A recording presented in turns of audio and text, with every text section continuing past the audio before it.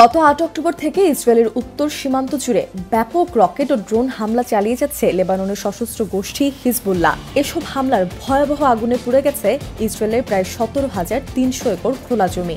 খোদ ইসরায়েলি সংবাদ মাধ্যম শুক্রবার এই তথ্য জানিয়েছে।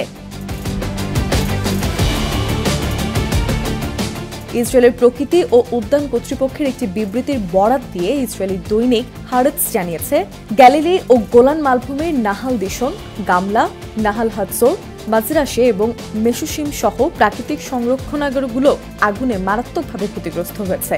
অগ্নিকাণ্ডের কারণে গ্যালিলি এলাকার বেশ কয়েকটি বড় রাস্তায় যান চলাচল বন্ধ হয়ে গেছে। এখন জন্ম সনদ দিয়ে খোলো বিকাশ স্টুডেন্ট অ্যাকাউন্ট।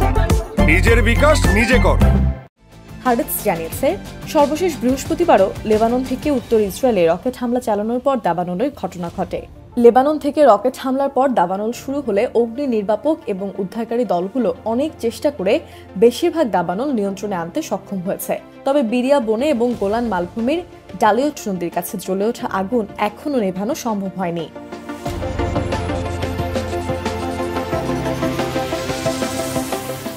দৈনিকটি আরও প্রকাশ করেছে যে সাম্প্রতিক দিনগুলোতে উত্তর ইসরায়েলের দিকে নিক্ষেপ করা ভারী রকেটগুলোর কারণে হাজার হাজার দুনাম বন এবং খোলা জায়গা ক্ষতিগ্রস্ত হচ্ছে। তবে ক্ষয়ক্ষতির পরিমাণের সঠিক মূল্যায়ন এখনও জানা যায়নি। তবে হিজবুল্লাহর এসব হামলায় কোনো প্রাণহানি বা বেসামরিক অবকাঠামো ক্ষতিগ্রস্ত হয়নি।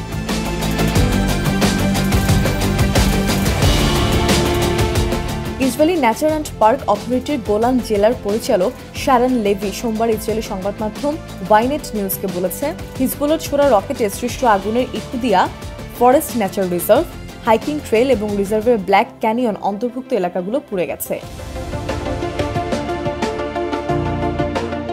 এর আগে গত মাসে ইসরায়েল প্রকৃতি এবং পার্ক কর্তৃপক্ষ জানায়, ইসরায়েলের উত্তরে হিজবুল্লাহর ছোড়া রকেটের কারণে বুশফায়ারের ফলে প্রকৃতি সংরক্ষণাগার সহ খোলা জায়গায় 10,000 ডুনাম বা 10 বর্গ কিলোমিটার এলাকার গাছপালা পুড়ে গেছে।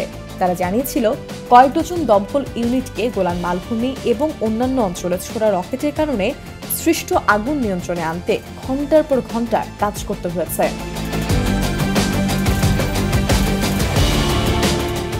ইসরায়েলের গণহত্যামূলক যুদ্ধ শুরুর পরপরই লেবাননে ইরান সমর্থিত হিজবুল্লাহর হামলা চালালে ইসরায়েলের উত্তরের অনেক শহর খালি হয়ে যায়। উত্তর ইসরায়েলের প্রায় 60,000 বাসিন্দা বাস্তুচ্যুত হয়ে গেছে, কারণ হিজবুল্লাহ সীমান্ত এলাকায় প্রায় প্রতিদিনই ক্ষেপণাস্ত্র হামলা চালিয়ে যাচ্ছে। হিজবুল্লাহ এবং ইসরায়েলি বাহিনীর মধ্যে আন্তঃসীমান্ত সংঘাতের কারণে ইসরায়েলের সাথে লেবানন সীমান্তে উত্তেজনা বেড়ে চলেছে, কারণ তেল আবিব এখনও গাজা উপত্যকায় তার গণহত্যামূলক কর্মকাণ্ড চালিয়ে যাচ্ছে।